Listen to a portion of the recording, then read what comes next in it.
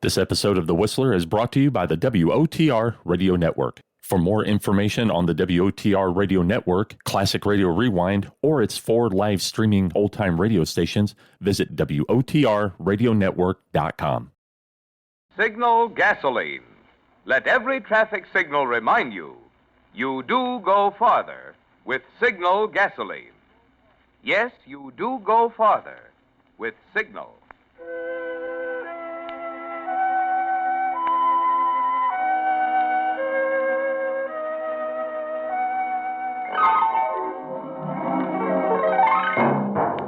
The Signal Oil Company and your neighborhood Signal dealer bring you another curious story by The Whistler. Tonight, meet Mr. Death.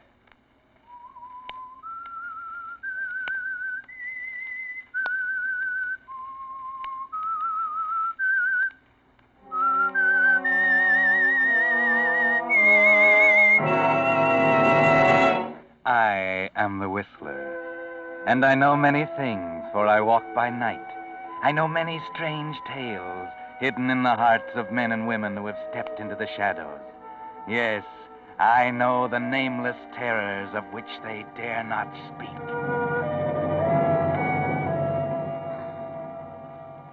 "1915 was a big year for a lot of people in New York City. Herman Arnold, for instance. Herman Arnold, the gambler, was murdered. And because of that, it was a big year for Jerry Mason, drugstore clerk. Yes, 1915 was the year Jerry Mason met Mr. Death. You see, just before he died, Herman Arnold persuaded Jerry Mason to embezzle $1,800 from the safe at Thatcher's drugstore where he worked.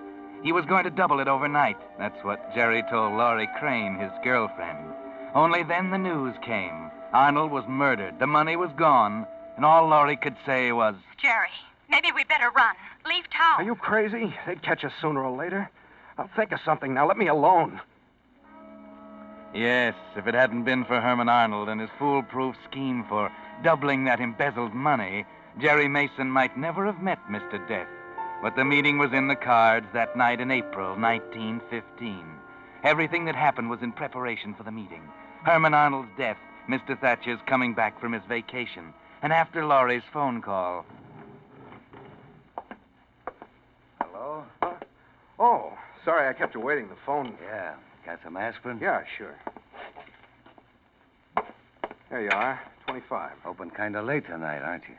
Here. Yeah, I was about to close up when you came in. That's 25 out of... Hey. What's the matter? Well, you gave me a $1,000 bill. Yeah, I know.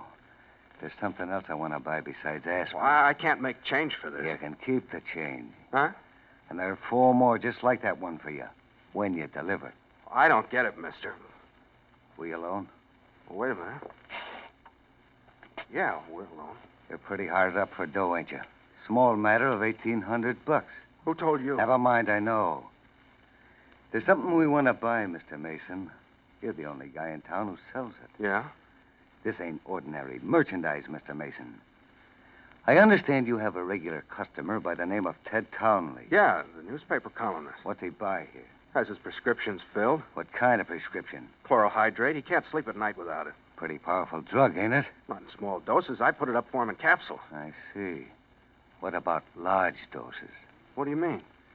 I mean, if he was accidentally to take a capsule, well, it was loaded with maybe 3 times as much as usual. Oh, well, that wouldn't happen. I'm very careful. 8 grains is all Suppose you accidentally loaded one of them capsules, Mr. Mason. Oh, Get it? I see. You want to buy a murder? It's only murder when you get caught. Now, if Mr. Townley was to be found the next morning dead with an overdose of chloral hydrate in him, what would you say? That is, if you was holding the post-mortem. Well, I'd check the rest of the capsules in the box. Uh-huh. And suppose you found them all kosher. Then I'd say he took more than one on purpose. Is it worth $5,000? I don't know. $5,000 just to load one capsule and slip it in his next prescription? All right, I'll do it. You're smart, Mr. Mason. I'll have the other $4,000 for you within an hour after Mr. Townley wakes up dead. Good night, Mr. Mason. $5,000. I'm okay. I better close up now. Pardon me. What? How'd you get in here? I came in through the side door. I've been looking at the magazines over there behind the rack. I'd like to purchase this How long issue. have you been here? Oh, half an hour or more. I hope you don't mind. That man who just left? Yes, I saw him. I didn't want to interrupt. You both seem to be so interested. You heard what we were saying? Oh, I didn't pay much attention. You see, I'm quite excited. I'm going on a trip to Europe. I'll take this issue of travel, if you don't mind. It has a remarkable article on Syria. Have you ever been to Europe, Mr. Mason? How'd you know my name? Oh, I happened to hear that gentleman call you Mr. Mason. Is that all you heard? Well, what's the matter, Mr. Mason? I'm dreadfully sorry if I eavesdropped, but it was entirely unintentional. I see. Magazine's 25 cents. Yes, there you are. Thanks. I'm so excited about my trip I can hardly close my eyes at night. It's a good thing I don't do this very often. They say a large proportion of American businessmen die prematurely because they can't sleep at night. What made you say that? Why, it's true. You know, Mr. Mason, this will be the first time in my life I've left New York State, except for a trip or two to Jersey City, of course. No wonder I'm excited, eh? When are you leaving? May 1st. Oh, say, I wonder if you'd do me a favor. What? Well, the next issue of Travel has an article on English inns. I wonder if you'd be kind enough to put one aside for me. Okay, I'll save you one. Oh, I'll come in for it. It should be a week or so, shouldn't it? Or just before the 1st of May. Thank you. Thank you so much. I'll be going Oh, now. I'm sorry about being so touchy. You know, that other customer, he kind of had me on edge, kept talking in riddles. You hear what he was telling me? Well, just a word now and then. Enough to... To what? To know it was none of my business. Good night, Mr. Mason. I'll be back on April 30th for the magazine.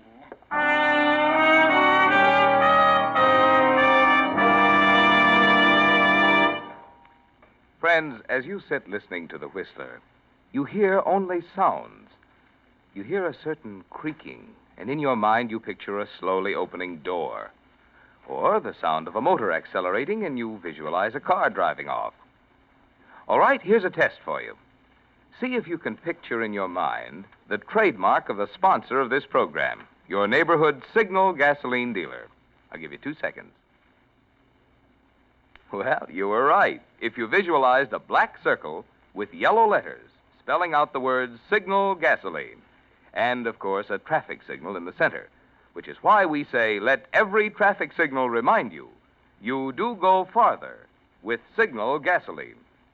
What's more, that's a mighty good sign to look for these days, because there you'll find not only Signal's famous Go Farther gasoline, but the full line of Signal's specialized lubricants. Really conscientious service, too, by experienced Signal dealers, more eager to please you because they're in business for themselves. So let the black and yellow Signal circle be your insurance of the protection your car needs to last out the duration. And now, back to the Whistler.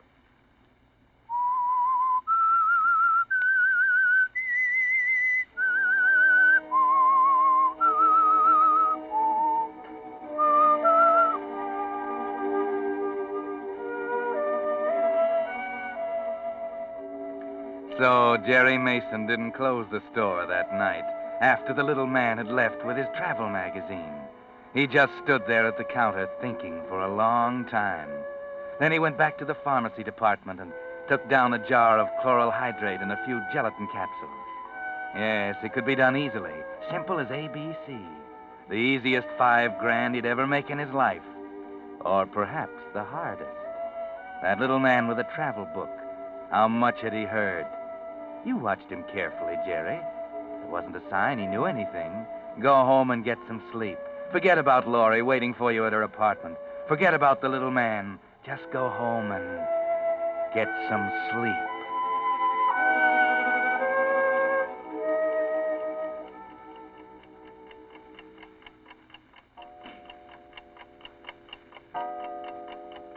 Two o'clock. Forget about the little man, Jerry. Just an innocent old fuddy-duddy who happened to stroll in that side door at the wrong time. Go on, get some sleep.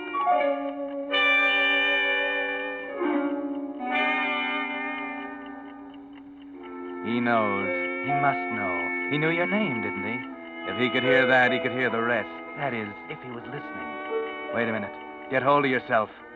Are you going to toss over $5,000 because of a crazy hunch and go to prison for embezzlement when Thatcher starts looking for that 1800? Are you yellow? Don't be stupid. Get some sleep. Yes, get some sleep.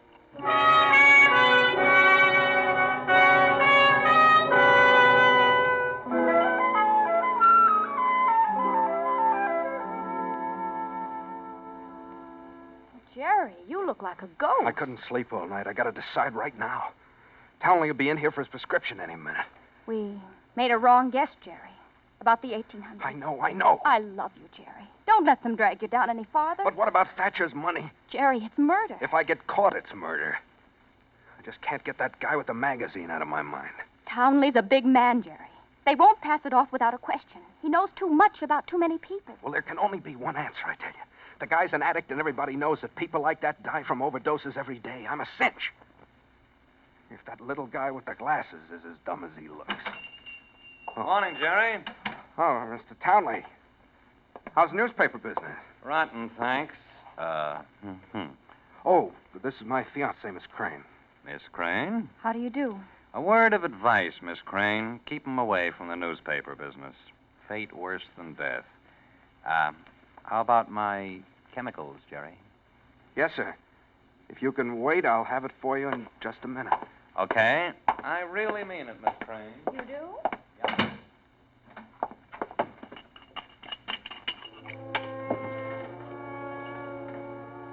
Maybe she's right, Jerry.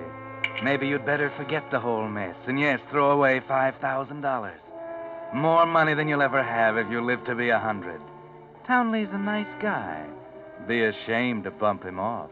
Maybe Thatcher will listen to reason about the discrepancy. Let you off easy. Yes. Take that capsule out and look at it for a minute. $5,000. Right in the palm of my hand. 5,000. All right, Mr. Townley. There's one for good measure.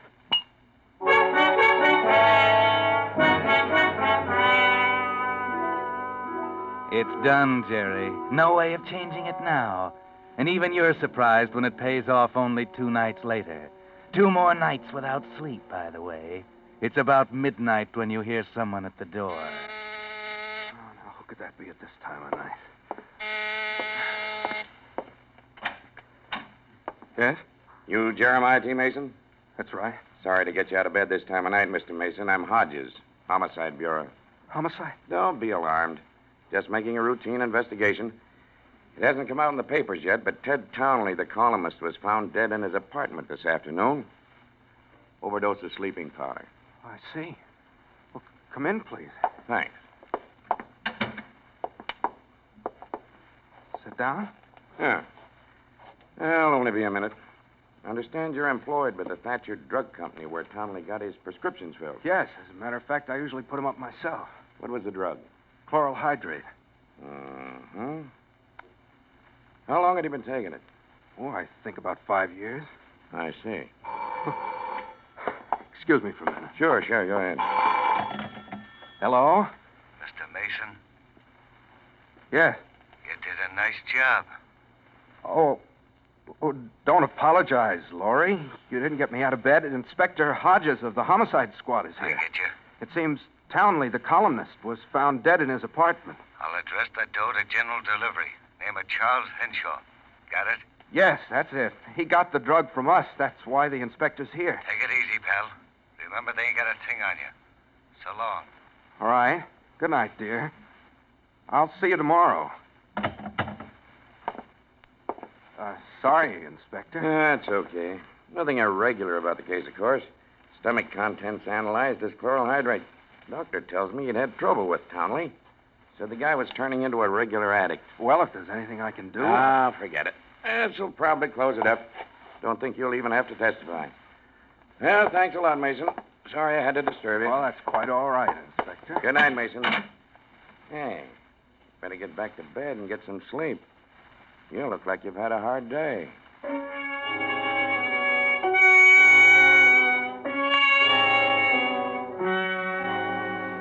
Yes, try and sleep, Jerry. You're exhausted. Your arms and legs ache with fatigue, and your brain keeps spinning like a top. It's there every time you close your eyes. Black and white circles, like a whirling rifle target, with a little man in glasses grinning at the center. Sleep, Jerry. Sleep. Sleep.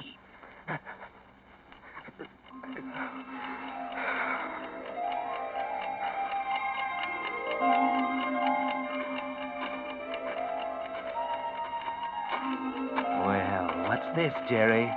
Could you be dreaming that you're walking in Central Park alone? There's not a breath of air. The leaves of the trees hang limp and motionless. It's too quiet to be real. Oh, Mason. Huh? What? Townley. Mr. Townley, you can't... Oh, yes, I can. Here, I want you to meet a friend of mine. Why, you're...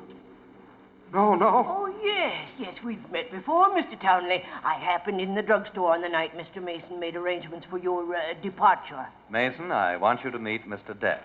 Mr. Death? Right? Odd name, isn't it? Death, D-E-A-T-H. You see, I've retained Mr. Death to handle my case.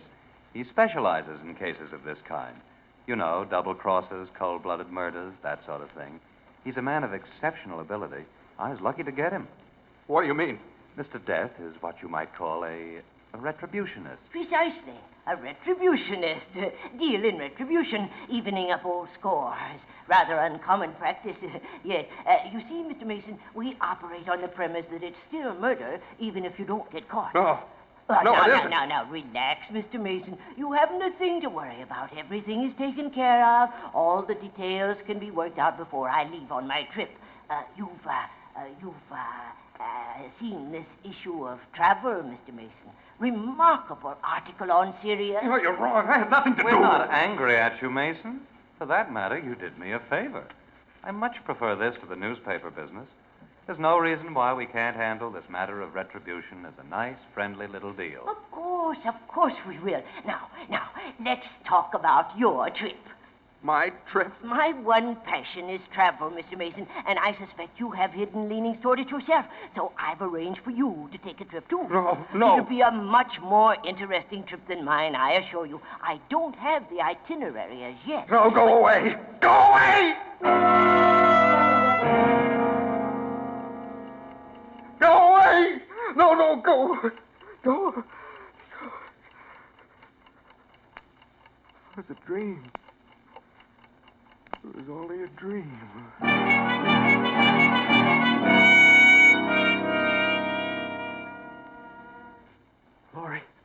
Laurie, you have no idea what it was like.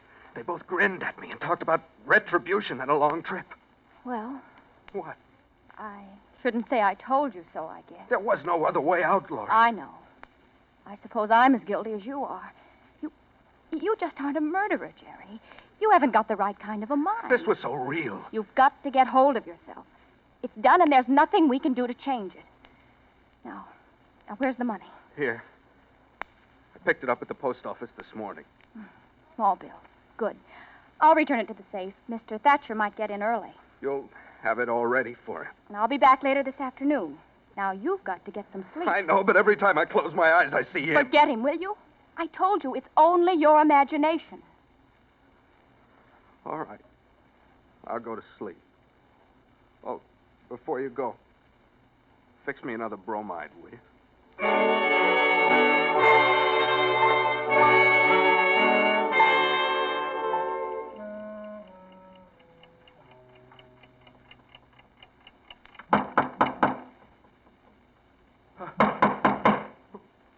Who is it? Hello there, Mr. Mason. I'm sorry to intrude, but there are still a few things we should discuss. Go away. You're not real. You're just like all the others. The others? Yes, I suppose it's just one of the problems every retributionist has to put up with. Nobody believes he's real. Purely a philosophical problem, of course. What? Depends on what you mean by real. But that isn't getting us anywhere, is it? Now, let's see. Mr. Townley left me several instructions here. Oh, by the way, he sends his apologies. He wasn't able to come this afternoon. What do you mean, instructions? Oh, of course. I haven't had a chance to explain how retributionists operate, have I? No. Well, we're like architects, Mr. Mason. Architect? Precisely. You see, we get a general picture of the client's needs, then we present a plan. Plan for what? A blueprint for retribution, of course. You see, I have yours right here. Mr. Townley has approved of it, by the way. I see. Suppose I don't approve. Oh, that won't affect it one way or the other. You see, Mr. Mason, once the plan is prepared and approved, the subject has nothing to do but wait. I've taken such an interest in your case, I've prepared a rather original plan. If I do say so myself. You're pretty sure of yourself, aren't you?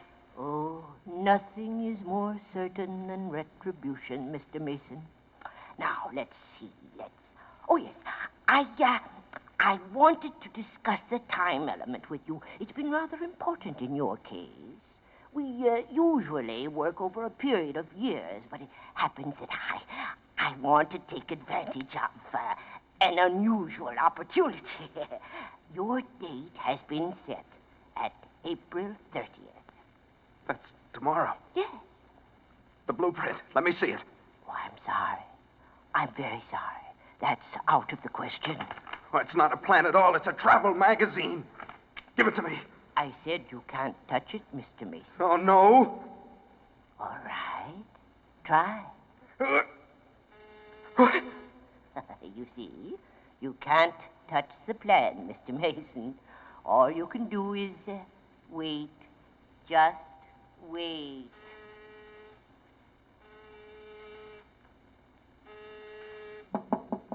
Jerry? What? Jerry, it's me, Laurie. Open the door.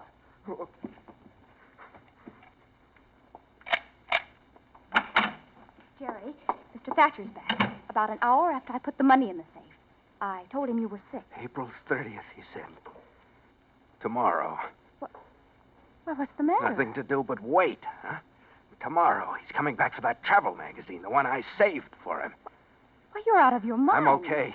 Listen, go back and tell Thatcher I'm going to work all day tomorrow. Tell him to stay home and unpack anything. What are you going to do? I got a date, Laurie. A date with Mr. Death.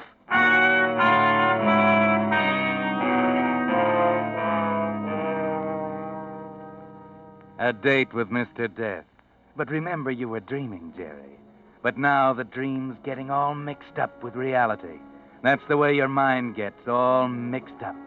You're going on your nerves now. 5 days without sleep. 5 days on double bromides.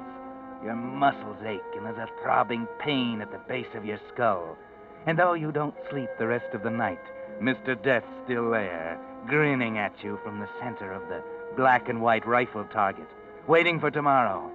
He doesn't know you're not going to take it lying down, that there's something you can do besides wait, something he might not expect when he comes in as he promised he would pick up the new travel magazine. You stagger through the next day, and finally, just as before, the door opens at about closing time. Hello there, Mr. Mason. Oh, it's you. I hope you remembered about the travel magazine. Yes, I remembered. Here you are. Thank you. Thank you so much, Mr. Mason. 25. Yes. Say, where do you live? Up on East 78th Street, near the river. Well, I live up that way. I'm about to close up now. I'll take you home. Oh, fine.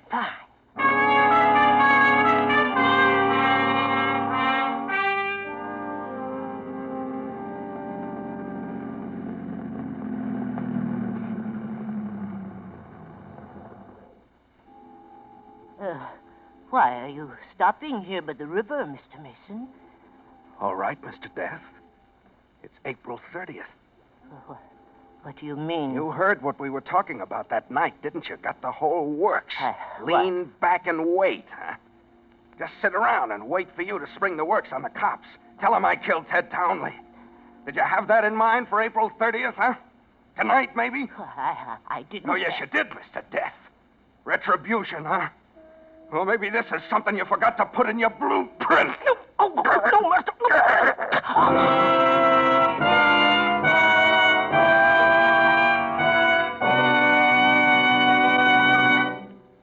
The Whistler will return in just a moment with the strange ending of tonight's tale. Meantime, a question. If you could have your gasoline tailored to order, just what characteristic would you consider most important? Well, today, under gasoline rationing, the chances are you'd say mileage, which explains why so many drivers have been changing to the West's most famous longer mileage motor fuel, Signal Go Farther gasoline.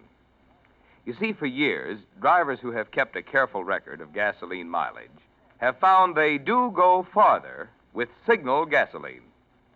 Now, naturally, with certain gasoline ingredients reserved for war, no gasoline today can give you all the zip and anti-knock quality you found in pre-war Signal gasoline, and which you'll be enjoying again in even further improved Signal post-war gasoline. But this much you can be sure of. Just as they've been doing for the past 14 years, Signal Oil Company is still producing the finest gasoline that can be made today. And the famous Signal formula still places the emphasis on mileage. So to make sure you're getting the most miles from every ration coupon, stop at the station wearing the black and yellow Signal circle and get your best buy today. Signal Go Farther gasoline. And now, back to the Whistler.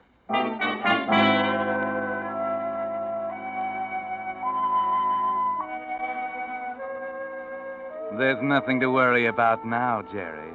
Mr. Death is out of your life for good, deep in the river with a 100-pound chain around his neck. And there are no prying friends or relatives to inquire for him. You can sleep now, and it's wonderful, isn't it? No more leering faces, no more blueprints, just the good, solid black velvet of sleep. 24 hours of it, just like a baby. The old bounce is back the next night, and you can smile again. Jerry, you're sure it was? Don't worry, baby. They'll never find him. Oh, man, I feel like $1 million. Oh, by the way, I'm going on a trip. Mr. Thatcher told me I needed a vacation. Trip? Where? Well, look what I found in Mr. Death's pocket. Complete grand tour, first cabin all the way. Well, but you can't use that ticket, the name. No, you don't know me, baby. But what about passport? Took care of that, too. Oh, you're taking a chance, Jerry. Oh, no. I wouldn't miss this for the world. After all, Laurie, it isn't every day a guy picks up a free ride on a boat like the Lusitania. Yes, you really got yourself a free ride, Jerry. But perhaps that was part of the blueprint, too. The luxury liner Lusitania and that German torpedo off the coast of Ireland.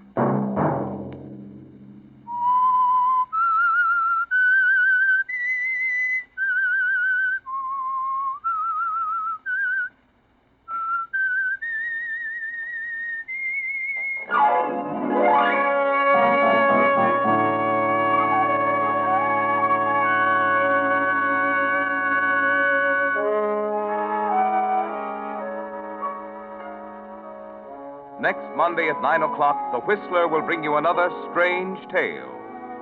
The Whistler is broadcast for your entertainment by the marketers of Signal gasoline and motor oil and fine quality automotive accessories, and by your neighborhood Signal dealer. This program, directed by George W. Allen, with tonight's story by Harold Swanton, music by Wilbur Hatch, is transmitted to our troops overseas by the Armed Forces Radio Service. This is Marvin Miller speaking, and suggesting that you let every traffic signal remind you that you do go farther with Signal gasoline. Yes, you do go farther with Signal. This is CBS, the Columbia Broadcasting System.